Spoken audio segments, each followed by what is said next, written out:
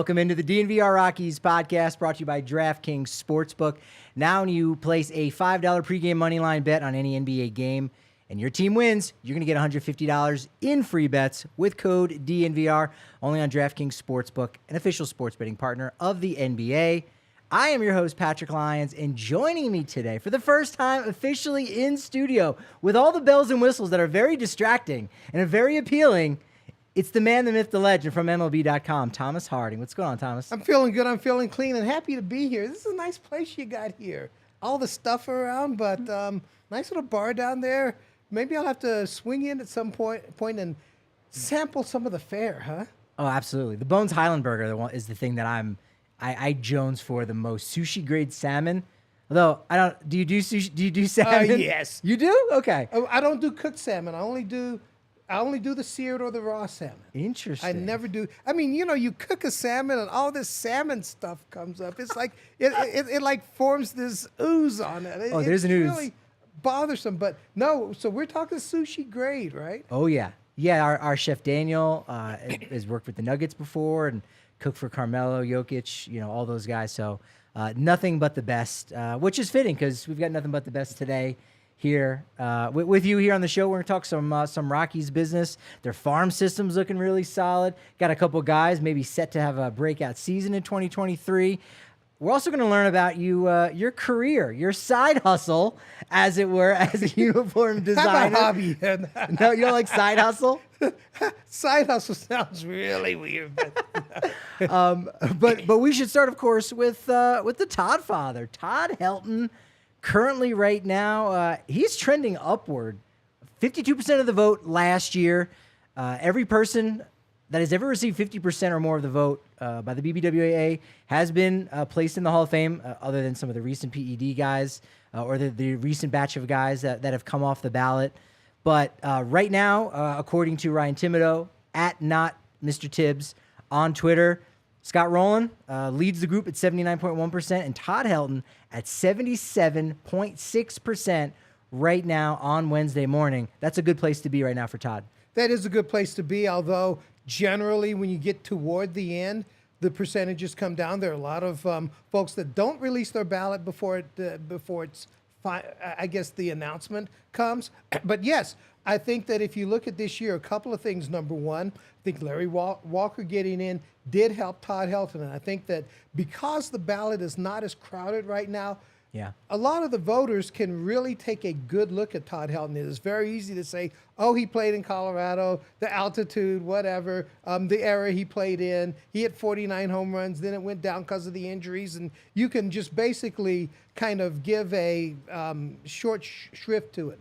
But now, with all the numbers that are out there and with the ballot not as crowded, and frankly, with a lot of the ballots being released to the public, I think a lot of the voters, they really put in the effort, but they want to make darn sure. And when you start digging into those numbers, as we had a story in MLB.com written by my colleague, Manny Rendawa, those numbers show a Hall of Famer. I've written that before. A lot of people in Denver have written that before. But I think now that Walker is in, I think it helps. Jay Jaffe, who does kind of the Hall of Fame rating system, the JAWS system, he certainly looks at Todd Helton as a Hall of Famer, even if he doesn't get in immediately. So I think that we're going to see Todd Helton in Cooperstown soon.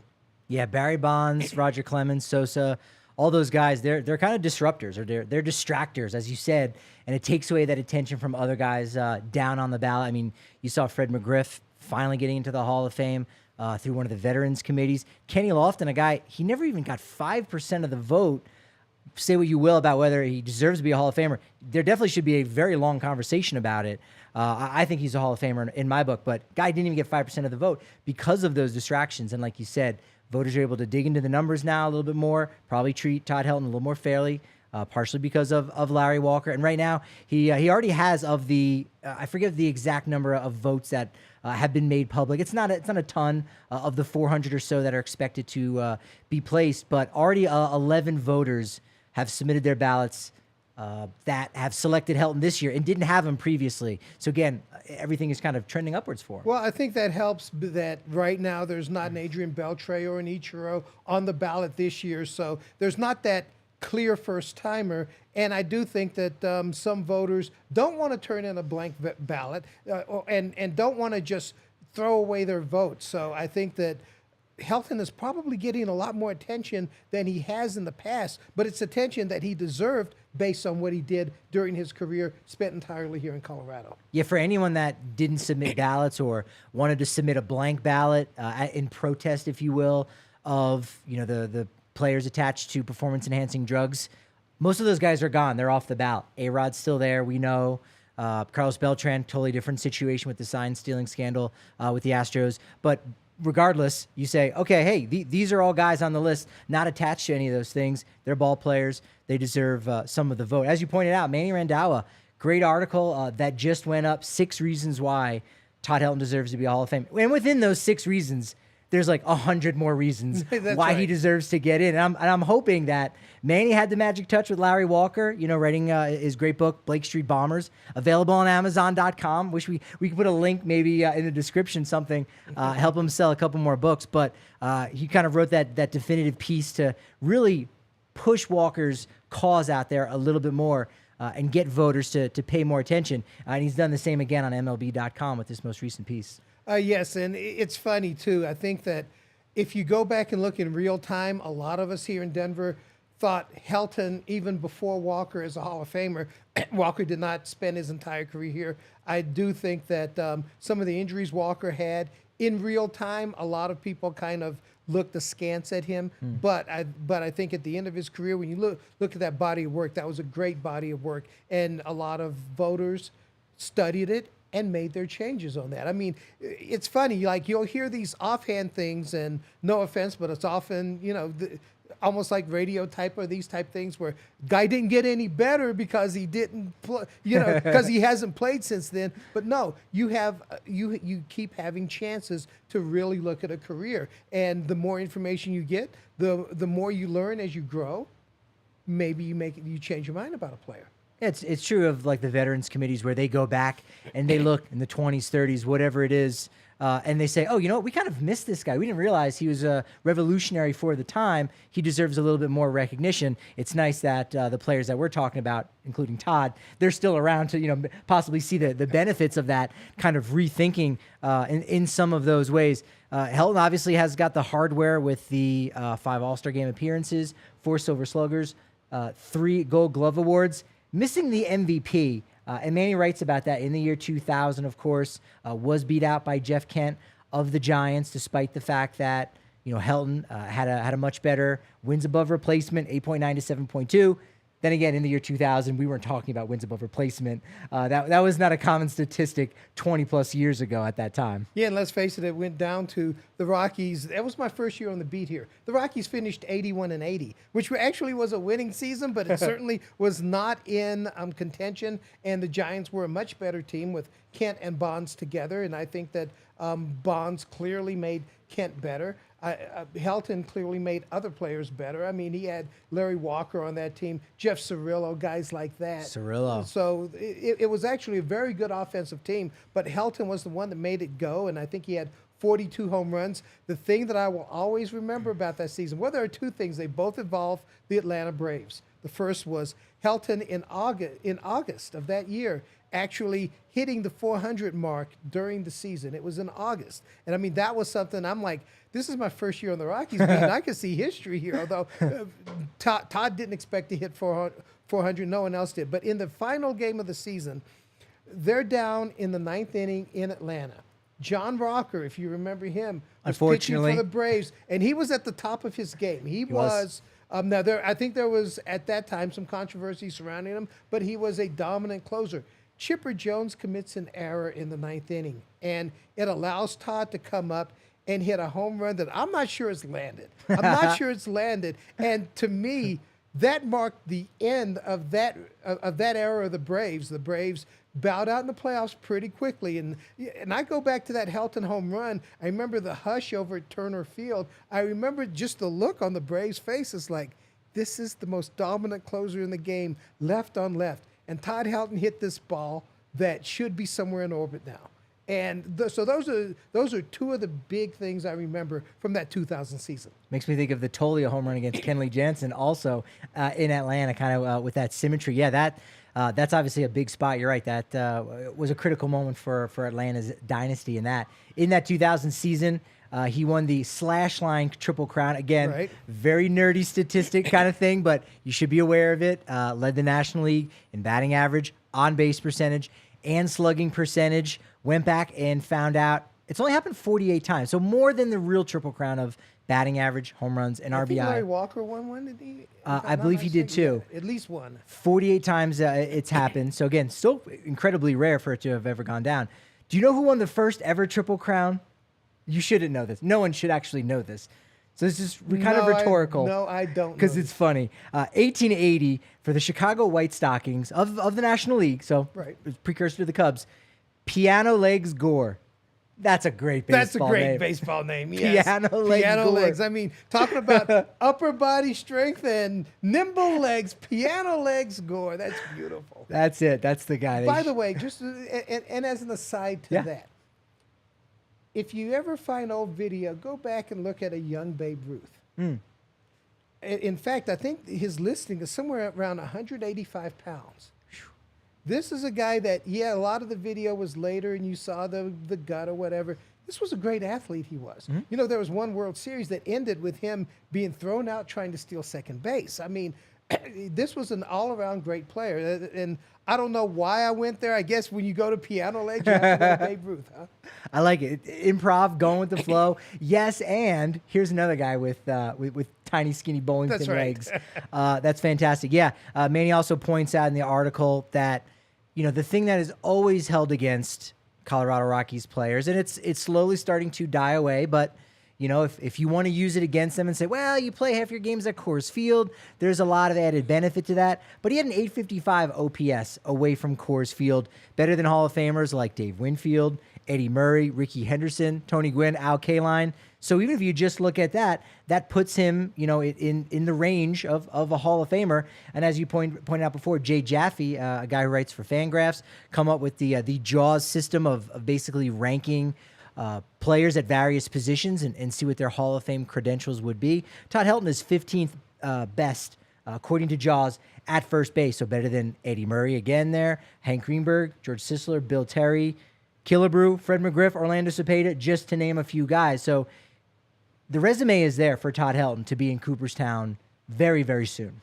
There's no doubt about it. And when we go back to the Coors Field factor, I want to bring up something that was brought up actually on the Nuggets telecast the other night. When Aaron Gordon had that slam dunk that I think you're going to be seeing that forever. But anyhow, Richard, you can see that in the DNVR locker. no doubt. We got a shirt on sale actually that just came out based on that. So very timely that you point that out. I helped you with the little bottom line there. No, but during that telecast, Richard Jefferson, who was doing color, and he had played for the Nuggets, he talked about teams coming into Denver feeling the effects of the altitude. But he also said that when the Nuggets went on a road trip and they came back, they felt like the road team.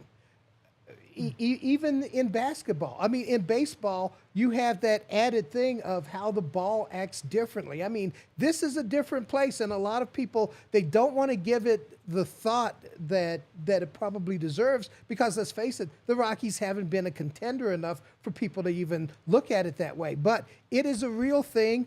And the Coors hangover is not just, you hit well and you're an inflated player at home and on the road, that's who you really are. The problem is you never play in a normal atmosphere because when you play a homestand here, the road is not normal. After you come off the road, the home is not normal. So those are things you have to take into account. Does it excuse bad baseball? No, it does not. But when you're looking at a great player like Todd Helton, and for him to put up the numbers that he did to compare to Hall of Famers, dealing with that for an entire 17-year career, the man is a Hall of Famer. No doubt. Yeah, you don't have to convince me. Even look at his on-base percentage on the road, too, 386. So again, he's not getting the benefits of those bloop singles in a very large outfield.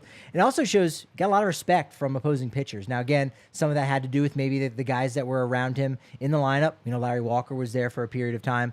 But even still, that kind of respect all throughout his career of, you know what, Todd's a guy that can do some damage, even late in his career, that bit of respect. So he's getting on base on the road. Again, these are numbers better. You can check it out on MLB.com. Manny Randall wrote all about it. Rod Carew, Gwynn, Honus Wagner, Willie Mays, Eddie Matthews, Joe Morgan, Tim Raines, Vlad Guerrero. Todd Helton has a better on-base percentage on the road than all of those guys. Yeah, and I could go on and on about him, but let's say that there's some young player out there who's logged on to the DNVR podcast here. Yeah. The thing about Todd Helton and why he had such a high on-base percentage was he was as aggressive a hitter as you have ever seen. He fouled off a lot of pitches that maybe he couldn't put into play, but he was aggressive. You walk by intimidating the pitcher out of the strike zone. I think a lot of the emphasis on on-base percentage has caused a lot of folks to think, I'll just stand there and hold the bat on my shoulders and I'll take 4 pitches and walk. And really, they instruct, like at the younger levels, high school down, umpires to give you a little bit bigger strike zone and make people swing the bat. So kids out there, swing the bat. Your mama paid a lot of money for it. Swing the bat. Yeah, that's a great point with Helton there and everything he's done in his career. It's could be this summer, could be his second inductee in 3 years, which would be wild to see what happens. We'll definitely continue monitoring where his votes are at, as you pointed out early on. That the ballots that don't go public are a little bit more conservative. They've got less names on the ballot. Forget what the percentage is. Usually you probably take like a 3 to 5% dip, maybe even a little bit more from what you get to see public facing once you include those private ballots. So we got a way to go until January 24th. I believe that is the case. And the magic day. All I know is I want to go back to Cooperstown because I went for the first time with Walker. And one of the things that stands out about that trip, I'm driving from the Albany airport to Cooperstown. Coming across the road is a porcupine that I had never seen. And it was like, wow, this incredible experience, just watching this porcupine kind of bounce across the street a little slower maybe than I would have expected, but with all those spikes, then it's fine. But then leaving Cooperstown after a wonderful weekend, I saw a porcupine roadkill. So it was like I was going into this enchanted place, and then coming out, I was introduced back to reality by a dead porcupine. But I want to see the live porcupine again. There you go. I like that. Yeah, Cooperstown is a absolutely beautiful place. Did you have to stay in Albany, or were you able to find something nearby? We have, and I stayed with a number of MLB.com colleagues at a house there in Cooperstown. It was wonderful, absolutely wonderful. Yeah, it's a whole big thing. You got to do it once in your life. You got to go to Cooperstown once in general. I went in February in the middle of winter once. I've gone there many times, but I went once in the winter to avoid the crowd, and it was not the same. It was like a ghost town. It was actually kind of sad. As much as I think a lot of people probably don't prefer to be around crowds, you want to be with the crowd on induction weekend. People are there. There's buzz. You're seeing all kinds of weird, strange, obscure jerseys. There's the Hall of Famers are signing autographs everywhere. There are non-Hall of Famers signing. So, I mean, if you love Todd Helton and he gets in, there's going to be some of his teammates that are going to be signing at various businesses all down a one-light Main Street. It's basically 2 blocks. It's absolutely beautiful. So we hope, if it doesn't happen this summer, I'm thinking 2024, summer of 2024.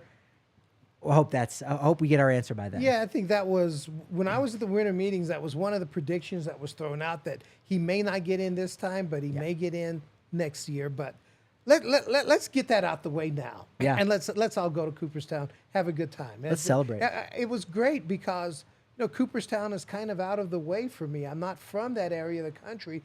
And it's not where I would go on a road trip, so I'd never been there. I'd been to the Football Hall of Fame multiple times in Canton, Ohio, and I grew up in West Virginia, one state over, so I was able to get there. I've been to the Hockey Hall of Fame in Toronto, which was also a great experience, even though you're going into a basement of a mall, which is really strange. That's weird. But you talk about the Cooperstown experience with no one there.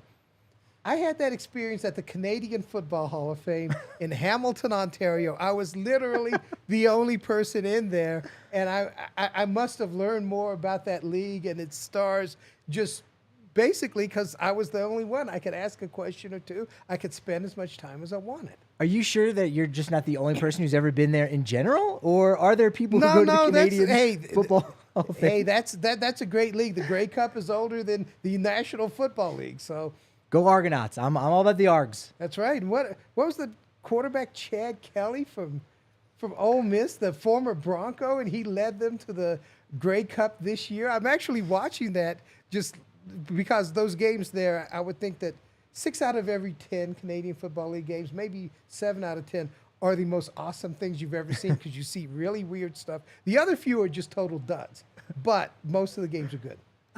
We started with Todd Helton. I was hoping we would. How did we get here? Well, I was hoping that people would get to know you a little bit better. Got the West Virginia business out of the way, where it all started. You know a lot about the CFL, big EPL, big soccer guy as well. So you've. And we'll get into the uniform business as well. As you mentioned, the Aaron Gordon. We got the shirt, the A-Air shirt. It's beautiful looking, absolute fire. I've already ordered mine. You can get that at DNVRlocker.com. And if you are a diehard, there it is right there. Look how beautiful that is. Oh, wow.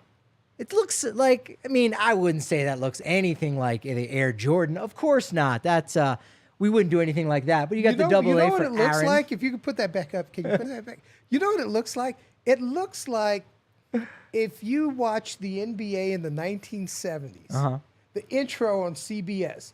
All of you go to YouTube when you're off of here and look that one up, where these lines and figures are playing basketball, and they had one of the awesome, funky 70s themes. Yeah. The NBA on CBS, you see the best in basketball. That's what that T-shirt reminded me of. It took me back. It's funky. That's a compliment. Yes, it's funky. It's very funky. And hey, if you I live for the funk. I die for the funk, you know? You got if you're a member, if you're a diehard, that's what we're called around here. If you are a diehard, you actually get 20% off that shirt. You get 15% when you're down here hanging out with Thomas or myself at the DNVR bar on the corner of Colfax in York. 20% off all of our tailgates, our party buses, you name it. So many great benefits. We also have access to the Die Hard Only Discord, where we can say some things that maybe we're not allowed to say on the podcast or on Twitter, but we can say them in the privacy of our own Discord. Make sure you're checking out the Christmas Ale by Breck Brew, as well as their Nice List sweepstakes. Thomas, were you on the Nice List this year? I don't think I've been on any list in a long time. That was a loaded question. I liked your pause of like, I'd rather not say what list I was on. But you know what? You could still potentially get involved in this huge holiday giveaway because Breck Brew, man, they were giving away tickets all throughout the Stanley Cup playoffs. Every game, even in the finals, they were giving away tickets at breckbrew.com. And if you want some Christmas ale or anything that they've got going on, the Avalanche Ale, Broncos Country IPA, it's fantastic. You can go to the Breck Beer locator at breckbrew.com. And of course, the fans, there's tradition. Thomas, I know you're all geeked up. This is another one of your times of the year. No baseball, but it's the thrilling college football bowl season.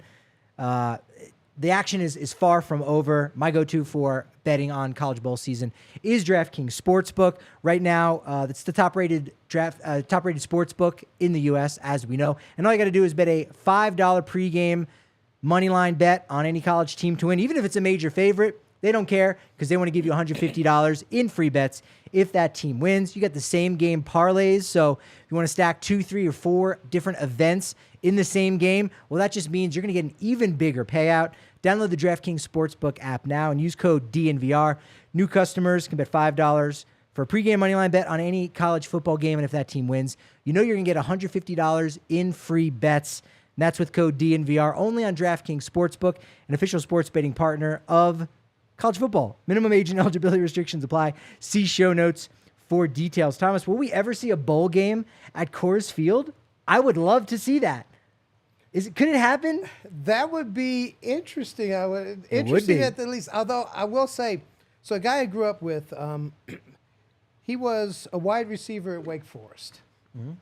And I remember him saying, because they ended up having a pretty good year in '79. They went to the Tangerine Bowl in Orlando, played LSU. But He was like, I just hope we don't get invited to the Garden State Bowl. If you remember that, they had the Garden State Bowl. It was in the Meadowlands. He's like, when you get to bowl season, you want to go somewhere warm. You do not want to go to New Jersey and freeze to death. I mean, if they have a bowl game at Coors Field, I just hope it's one of those days like today out there in Denver. Yeah. That's just absolutely wonderful. Rather than like last week in Denver, which was difficult, let's say. I could take certain umbrage with you disparaging New Jersey, but I'll just that was in East Rutherford.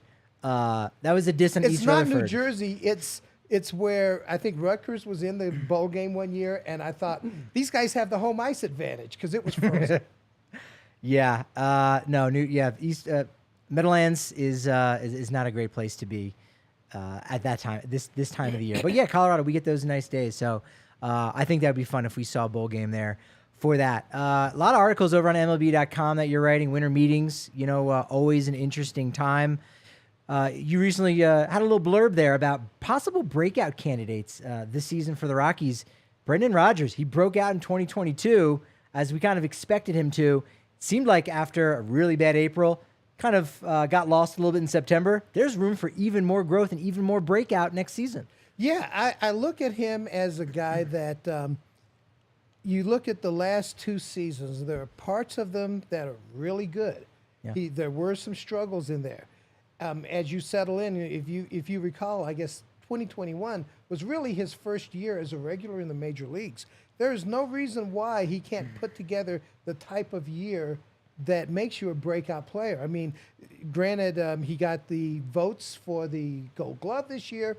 The folks that look at all the stats, the Fielding Bible, they gave him the overall best second baseman in baseball. And there's still a lot of room to grow there. I mean, I have watched a guy that went from probably a little bit below what you want for a major leaguer to, hey, this guy can play the position. Now, is he DJ LeMahieu? I mean, we were spoiled by basically the best second baseman of that generation. He's not that guy right now, but who knows? With the banning of the shift and and being forced to use all of your range, maybe he does get to another level as a second baseman. But I think offensively is where he can really pick up. There's no reason to believe he can't hit 300 in the major leagues, and no reason he can't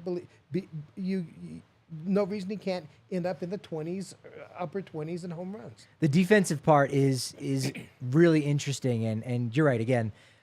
He almost can't play any better than he did this last year, winning the Gold Glove and getting the Fielding Bible Award there for best second baseman. So those numbers might be the same, but it might just be more valuable. Again, that kind of same production. Like again, if you could have if you had hit 30 or more home runs last season, that's pretty valuable with home runs being down just a little bit. And the ball not having as much juice in it maybe as in previous seasons. But because of the shift and because of, I saw something about like how many diving plays that he made at second base, a guy who's a former shortstop. So he should be able to have that range, go to his left. It's going to the right, I think, that he's had a little bit more difficulty with or trouble with second base being there. So going to his left, I think he's really a lot more comfortable with that. So he's going to be stealing a lot of base hits from guys, particularly a lot of those left-handed hitting Dodgers. So that could be even more valuable in helping the Rockies this season. Well, it was interesting because we go back to, and I remember I mentioned this in the story. I didn't put myself in there, but I was looking at some of the stats on Fangraphs. And he was leading all of baseball in defensive runs saved at any position. Remember bringing it up to him, and even he didn't know that. I mean, it was happening in front of us. I didn't know it. He didn't know it. Buddy didn't know it. But then what I did, I actually went in, and I looked at 20, 30, 40, maybe even more than that of his plays. And I thought he was a much better second baseman than I saw. And the year before. The thing that I saw that was different was at key parts of the game in 2021, you would see him not make the exchange on the double play.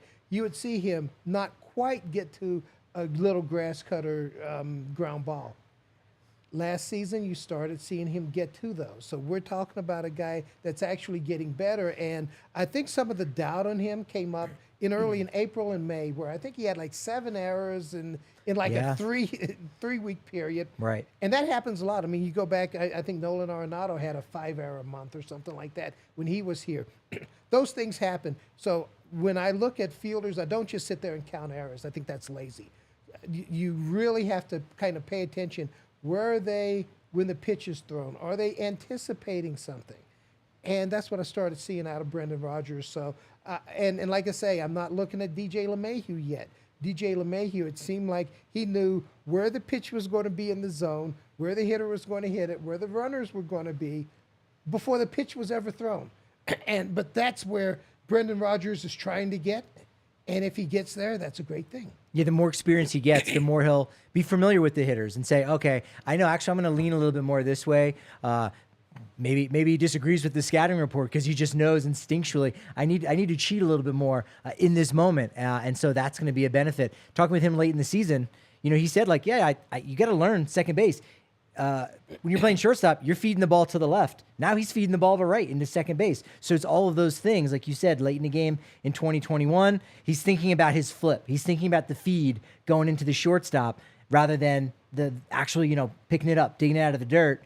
And that's going to lead to an error. He wasn't doing that quite as much this last season. And that award, again, is going to give him that much more confidence to build upon his 2022. Since we're going off on tangents, let me bring up a DJ LeMahieu thing. Tangent away. This is what I'm talking about at that position. In fact, when he went to the Yankees and they started moving him around, I think he dropped a fly ball, like a pop-up while playing first base in the National League Championship Series. You don't take the best second baseman of your generation and put him at another position when you really need it the most. But we're in Arizona one day, and he realizes, I mean, this is called knowing the rules. There is a ground ball. He charges it, but he notices the runner isn't paying attention. Now, under the rule, until the fielder gets the ball, it's the runner's responsibility to avoid the fielder. So DJ made sure that his path took him right into that runner. Then he picked up the ball. He didn't have a play at first at second base, but he throws it to first. But the umpire has ruled the runner out for for obstruction. No, wait a minute. Now I've gotten obstruction and interference for interference. Interference, yeah. Yeah, because the runner interference, Sure. the fielder obstruction. But Right. DJ LeMahieu made sure he knew the obstruction interference rule Wow. to that degree. And I remember turning to the umpire supervisor, and I'm like, did he really do that? And and the umpire supervisor's like, this guy knows the rule book backward and forward. This is the type of player that you want to develop in your system. This is the type of player that Brendan Rodgers, and I've talked to him a number of times, wants to grow up to become.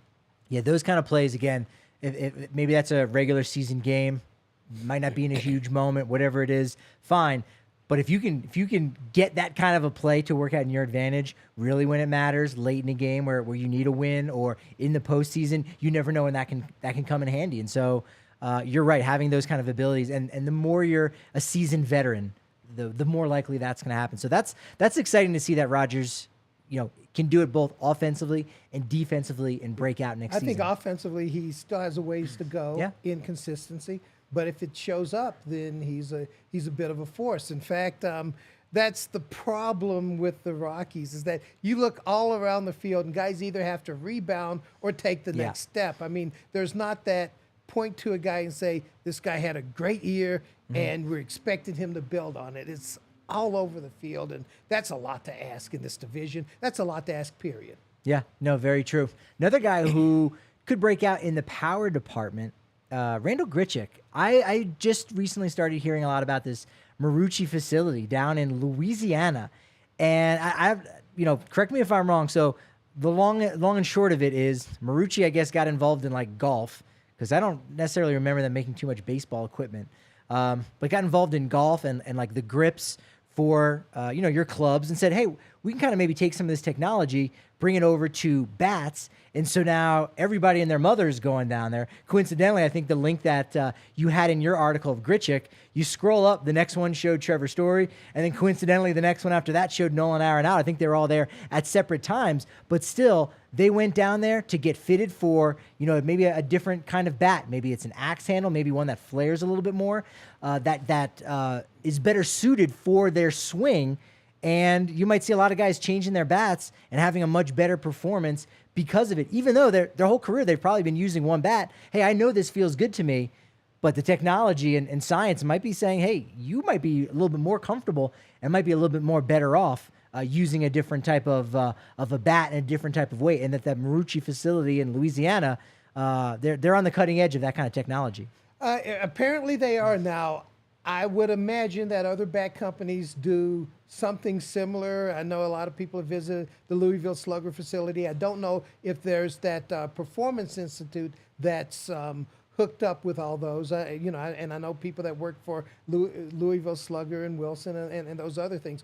What I liked about what Grichuk did is that, he had heard other players doing it. It's like, hey, this is a way to get better. If it works, it works. If it doesn't, that's fine. But you're always trying to find ways to be better.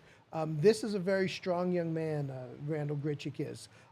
One of the strongest guys in baseball for his size. I mean, you'd like to see a pound-for-pound contest to see where he'd fit in there. But he hit the ball pretty hard last season, but he hit it on the ground a lot. Yeah. I mean, a lot of worms died coming off with balls coming off his bat.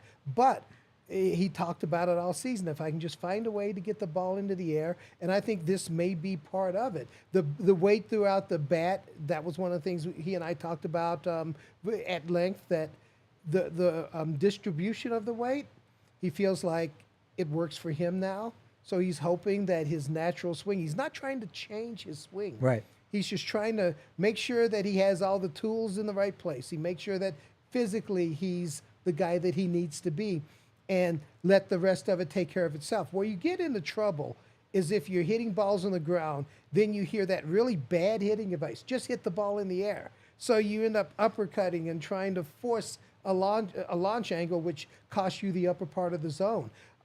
So you don't want to fall into that trap. So it looks like he's doing something that's smart here.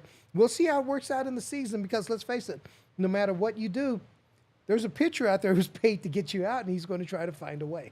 Yeah, if 7 out of 10 times you're going to make an out, and that's actually if you're really good, if you're talented. Yeah, it's a difficult sport. I wanted to ask you too. Again, you've been doing this for a while, but come from West Virginia, not a big league town. Do you still have moments on the job, either at the ballpark or whatever, where you just kind of pause and you just take a moment in and go, "This is great. This is baseball. This is professional sports." Yeah, I'm glad. Like, do you have those moments? You still, maybe they don't come as frequently, but do you have that where you go, "Hey, this is pretty cool"? Well, I do have those moments, but I have more moments where I've been hanging around a baseball field since I was 18. Well, I grew up playing a little bit, then I went to football more as a youth and through high school. But my senior year of high school, I had the opportunity to actually write a little bit for my local paper, and my first articles were on baseball. And I always felt like, because I wasn't that kid that studied the box scores, I couldn't tell you about the stats. I knew something about the history because I knew the players, but it was more from a visual perspective. I knew how guys swung. I knew how guys pitched. I knew things people did in the field.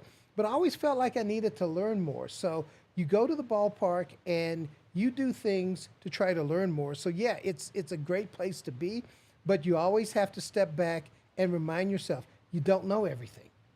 And that's something that I think at times in our business, it's changed a bit. Your editors and your readers want to hear your expertise. Guess what? You may need to ask some questions before you throw the expertise out there. So that's what excites me about the job that I have. You're going to learn something new every day. Yeah, you learn something new. You're always watching. You're always listening. You think you know something. That is the most dangerous place to be. And I've been there before. When you think you know something and you turn around and write something and you have, and maybe you miss something. There are things that we miss because we weren't in the uniform down there, but our training should teach us to find out those things. That's a great advice for anyone, almost in any field. When I taught, I'd always say to my students, "Hey, how many of you heard there's no such thing as a dumb question?" And most of them say, "Oh yeah, there's no such." And I go, "That's actually not true. There is such a thing as a dumb question. It's the one you don't ask."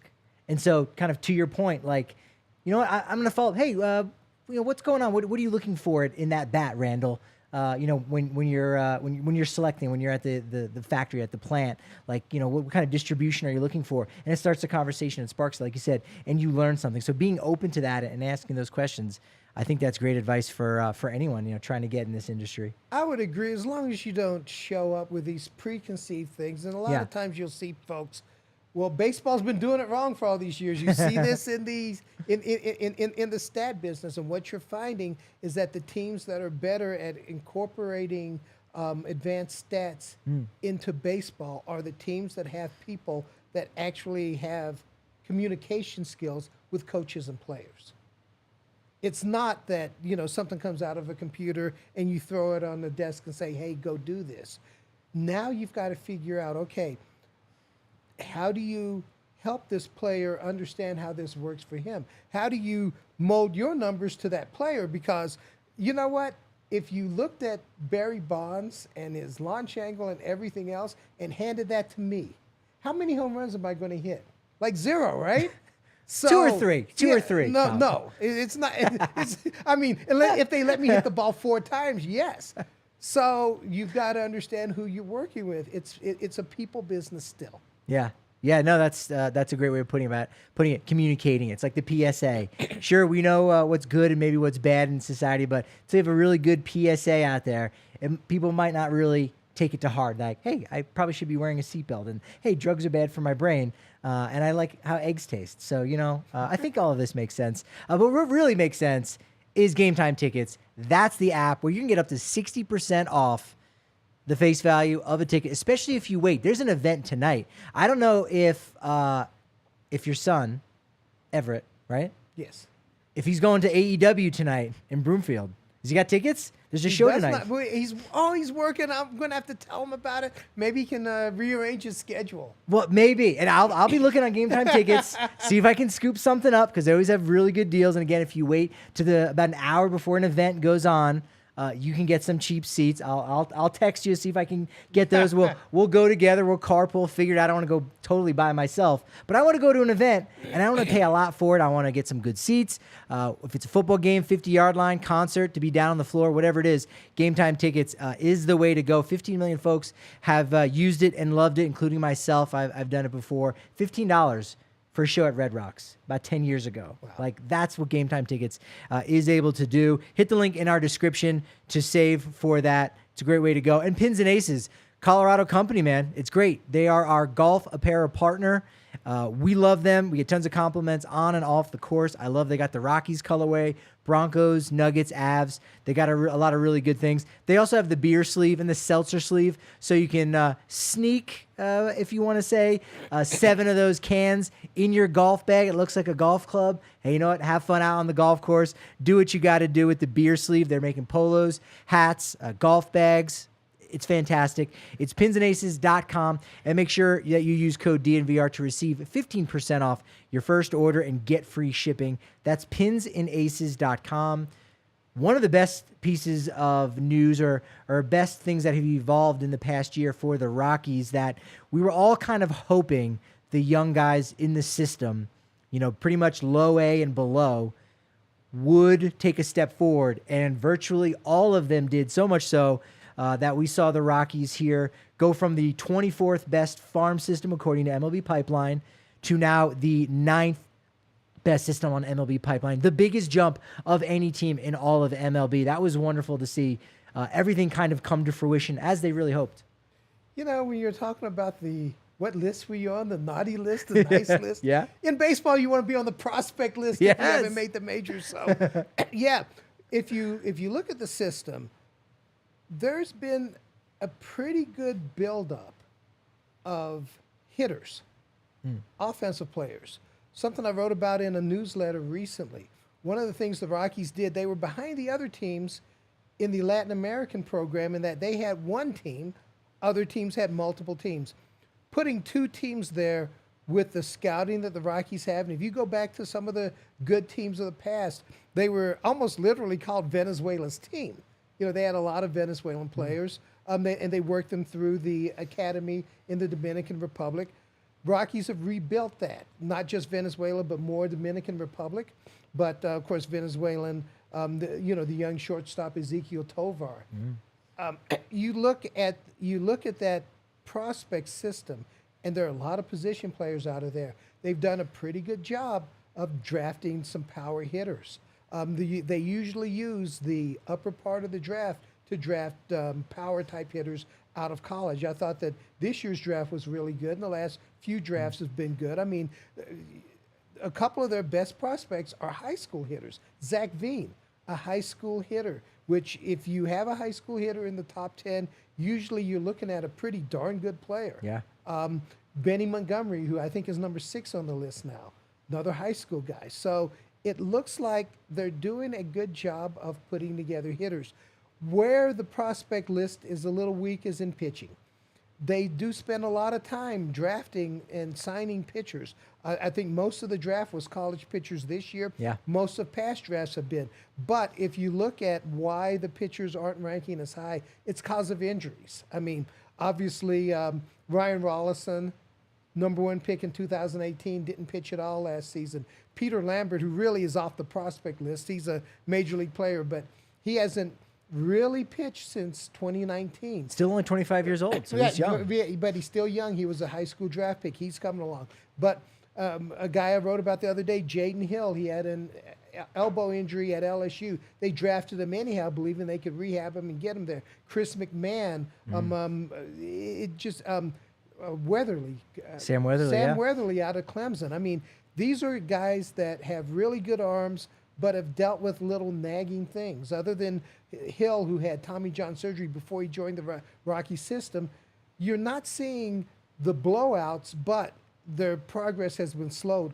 What happens if those guys get healthy and they advance? And I think that that's something we're going to be looking at a lot. I mean, there are a few pitchers in the system that are moving. One guy here locally, Case Williams. Yeah. Yeah, from Douglas County High School. I mean, he really made a jump this year. Was traded to the Reds under Jeff Bridich, brought back by Bill Schmidt, who drafted him in the first place, and he's moving up. I mean, it seems like there are some decent stories as far as pitching is concerned, but you haven't seen those super prospects like a Zach Veen, like an Ezekiel Tovar on the pitching side. So they've got to find a way to get the pitchers better.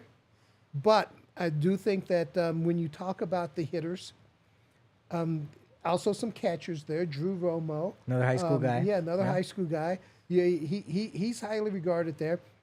They're building some position players right now. Yeah.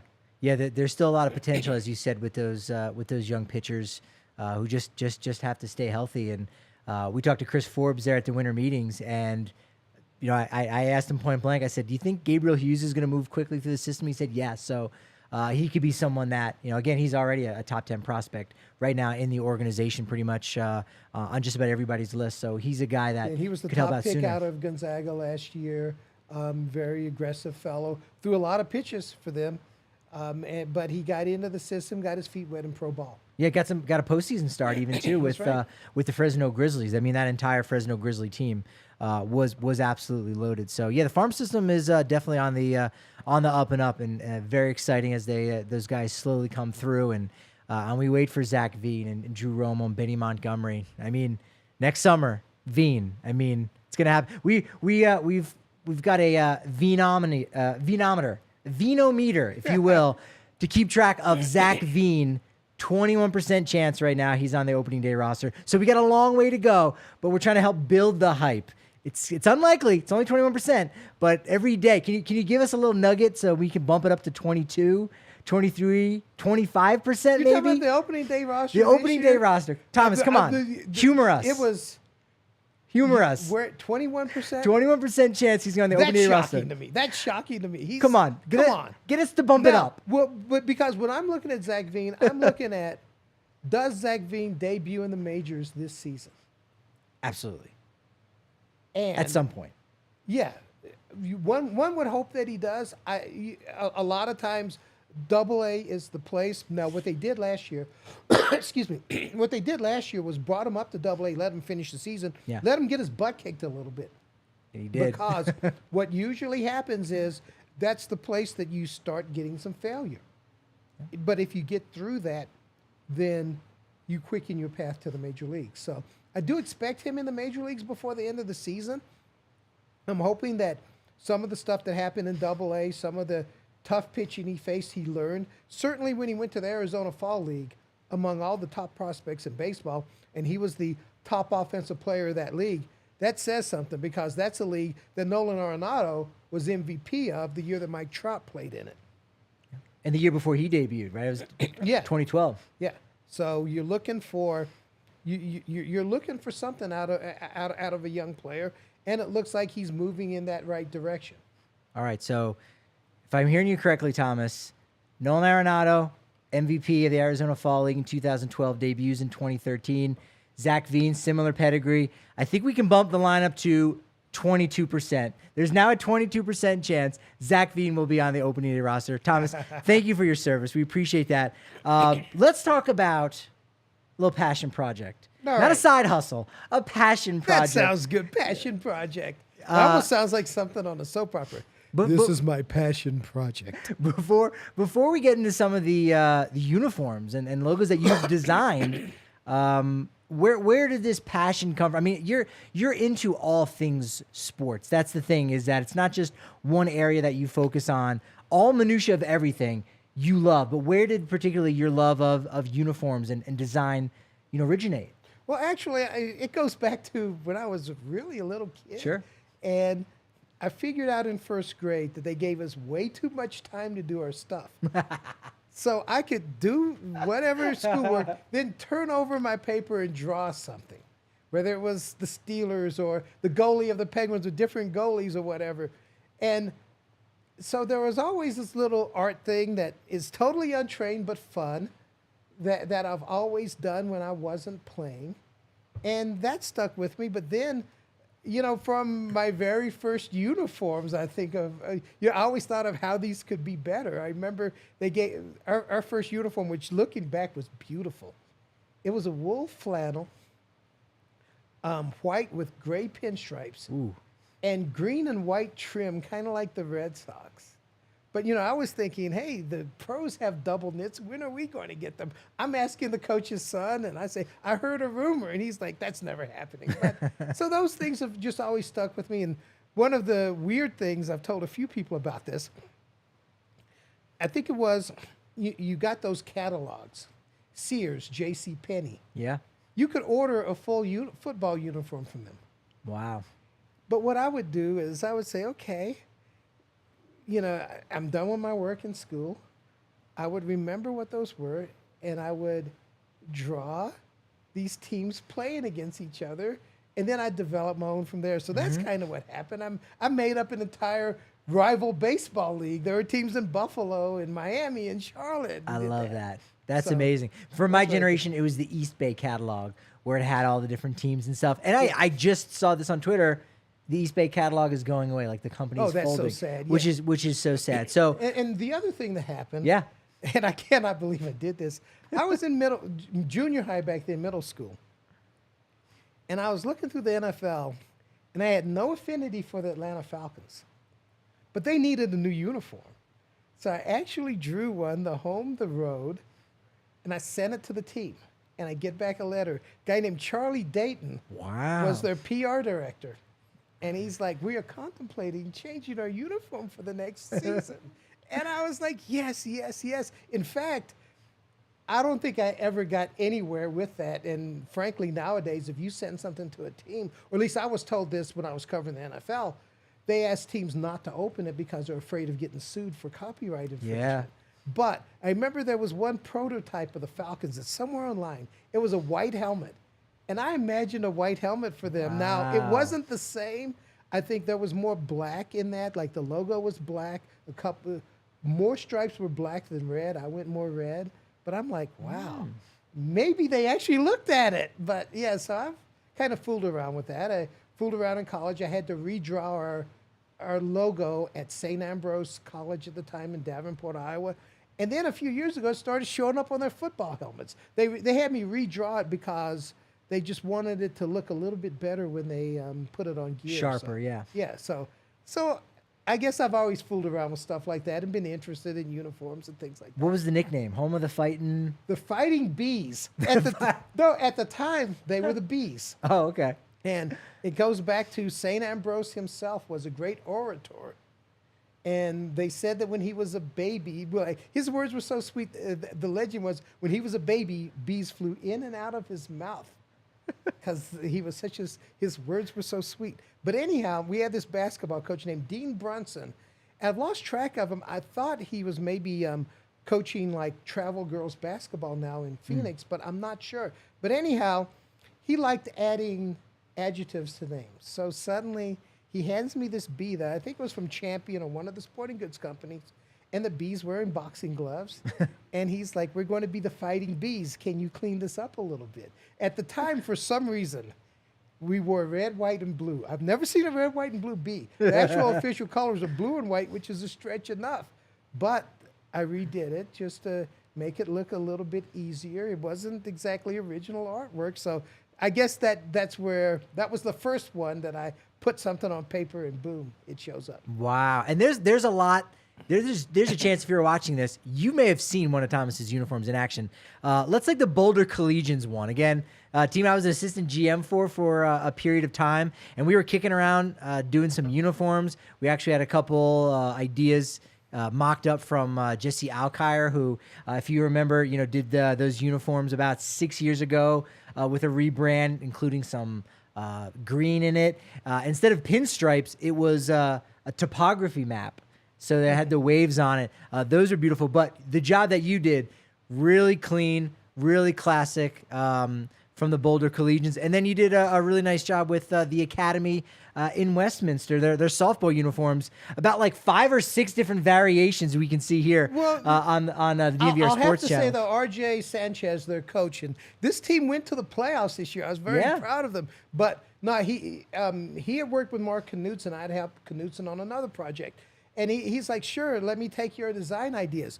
But if you look at those girls softball players at the end, I was going back and forth about pinstripes and a couple of other things, so I turned in some basic designs. The girls themselves came up with some great ideas. Yeah. And so it was like what all these things are. If you look at any kind of uniform, it's a collaboration. Like with the Collegians, at the time, at first, Mark Knutson was involved. Tony Rucco is their coach. Mm-hmm. We went back and forth, and there's a gentleman I'd like to throw out his name there, Ryan Phipps, and it's at Athletic Lettering. It's not far from here. But they do a lot of stuff for the local schools, and he takes a lot of the designs and makes them work.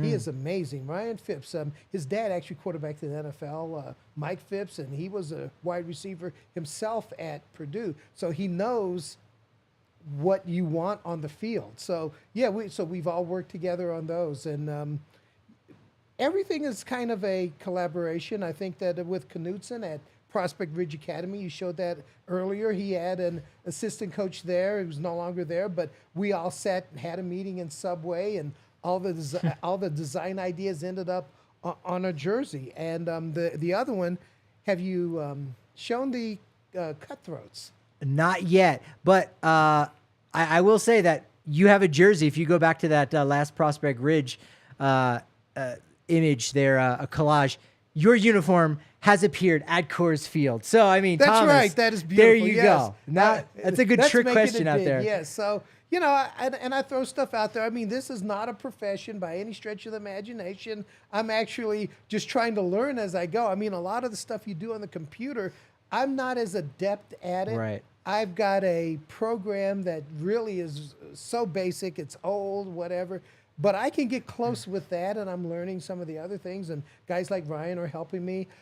So yeah, it's a fun thing to do. I'm hoping to do a few things coming up. There's a basketball team I'm helping out, hopefully a baseball team, and we'll see what happens with football helmets. That's kind of the ultimate for me. So yeah, well, I'm actually doing samples at home with mini helmets, and who knows what'll happen there. Well, we were texting back and forth about like all the different specifics where, again, you can design whatever you want, but then can that design actually, go go on a jersey? Will it not look too clunky? And the various fonts. I mean, you schooled me to the fact the Seattle Mariners have a weird font that doesn't always work with different things. But yeah, let's see that Colorado Cutthroats uniform. Super sharp men's league around here in Kyle Colorado. Newman, sports writer of the Denver That's right. Post. That team is really good in They the are. men's leagues. Yeah, but yes, they had a red and green. They wanted something, and hopefully they have a plan.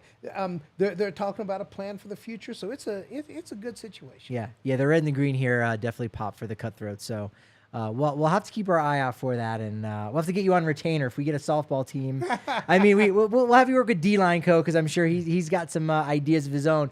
But as you said, with the Academy at Westminster, it's a collaborative thing. You need all parties to be working on something like that. I was very go. interested when you guys had Todd Radom on here. And Yes. Todd, he and I and Chris Creamer, who is actually the design guy with the NHL, but he also does sportslogos.net. Yeah. I remember we met at a winter meetings. They actually, through a friend, kind of arranged for me to come down and have drinks or a late night dessert or whatever, and we just sat there talking about these things. Oh my God. And that was kind of a great career moment where they said, "You're one of us." Because you're interested in these things, yes. But like, and the thing is, I'm asking a lot of questions and learning more about it. I don't think I'm the expert. I mean, I'm really interested to see what happens with the talk of the Broncos redesign, and I think I've sent you some things about the current design that they have. That, it's gotten old for a lot of people, and a lot of people didn't like it from the beginning. But man, the effort that went into that is amazing. It's absolutely amazing, just the different things that they thought of, including, and the thing that actually gets me going, and I meant to bring one here, not one of their uniforms, but that little side stripe on the uniform. Yes. First of all, I remember companies would always tell you when I was in college, we can't put a logo or a design on a seam. They were able to do that. But the reason why that is there, and a lot of people thought grossly incorrectly that was a Nike swoosh. I mean, if you look at a Nike swoosh and you put that there, you lay the Broncos player down, it's way different. Yeah. It's not a Nike swoosh. But a lot of linemen, and this goes back to the 70s with the Steelers, where the wife of the offensive line coach would sew the sleeves so that the opponents could not grab them. So they put elastic in the sleeves.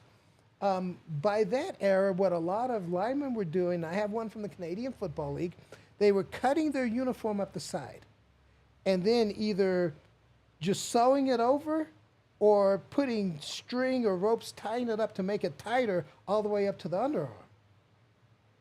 What the problem with the NFL uniforms was if a lineman raised his arms a bit, there was a little bit of bagginess someone could grab. The designers of that Broncos uniform, by putting that stripe up the side, corrected that problem, and you don't see that anymore. I mean, so really they put a lot of effort into this, that things that you don't think of when you're just watching on TV and you're wondering, what happened to the D with the blowing, sneezing Bronco? What happened to that? But there a lot of things went into that. Yeah, it's revolutionary at that time. Yeah, it was good. Did you like the City Connect uniforms? I did. I loved it. I like the green. I thought they were great. Yeah, and I know they went back and forth about the green pants, but the final decision, I talked to Mike Ponarelli, the clubhouse guy there, and the decisions were made above the field level, and it seemed like, from my understanding, was basically what teams wanted to do was get away from their usual color palette. Sure. And it seemed like immediately they decided that the Colorado license plate would work. And I thought that was an ingenious plan. I thought so too. I thought it was an outstanding plan, especially with the typography of the Colorado and the numbers. You had a lot of design on the uniform, but it was, especially the front of the uniform, was very legible. But the big question was, what about the pants? Now, there are people who would say, it doesn't look like baseball. The insult that's thrown out there that I really hate, it looks like girls softball. Guess what? A lot of those softball uniforms look a lot better than baseball uniforms. But the reason why they went with the green was, if you're going to get away from your color palette and do something creative, then you almost have to do that. They could have used their usual white pants with a purple stripe down the side and maybe gone with a green belt or something, but I think that would have been a little bit lazy. Yeah. So just Don't the half-ass effort- it. Yeah. The effort that these teams put into it, like the Milwaukee Brewers, they had this bright light blue. The jersey was beautiful. They did the grilling and other things. However you Yeah. feel about that, that's fine. But for the helmets to match, rather than order a whole new set of helmets, their equipment manager found a peel-off paint. So they literally just spray the paint on the night before. They wear it that day. They peel the paint off, and the player doesn't have to worry about, do I have the right helmet? It's like there's just a lot of good thinking that's going on, and I think what's happening is Nike being involved with baseball, like they've done with basketball. It seems like you see a whole lot of different uniforms. Maybe each team is around 7 or 8. I don't know that baseball is going to get there. Yeah. But I kind of like the fact that, hey, just because one thing looked one way for 100 years does not mean it has to look that way every day. And what they're doing is it's not a permanent uniform. So if you don't Sure. like the gold jersey of the Boston Red Sox in honor of the Boston Marathon, well, just tune in tomorrow and they'll be back in red, white, and blue.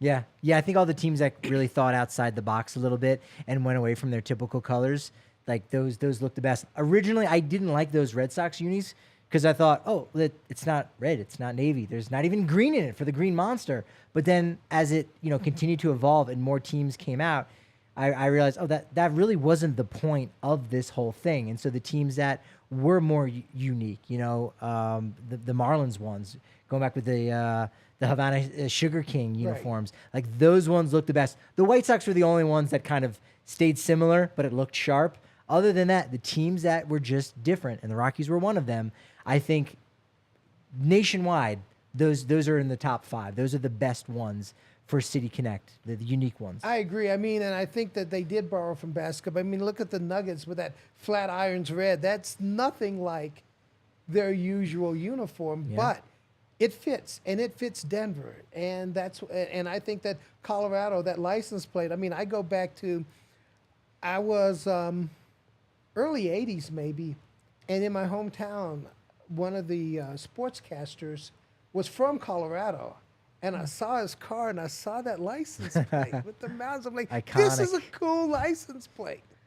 Why not do that for the Rockies? Why not throw some other colors out there? I wouldn't mind even another one, although baseball right now, because of the change in things, they really want to limit the number of uniforms, which is why you don't see the black sleeveless. In fact, you see no sleeveless in baseball right now. I have a feeling that those will come back as a throwback at some point.